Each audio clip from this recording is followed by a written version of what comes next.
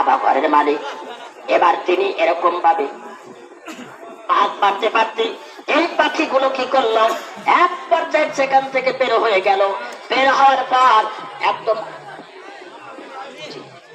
আমার 53 বেজে গেছে, 53 বেজে গেছে।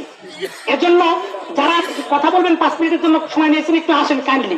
আমি কিন্তু 10 একদম 10 শুরু করব। আসুন তাড়াতাড়ি একটু আসুন। তো তাহলে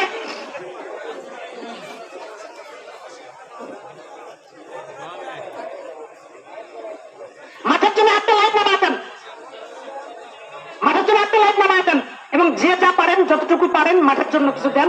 অনেক কিছু করা হয়েছে, এগুলোর জন্য সবাই সাহায্য সহযোগিতা করা দরকার।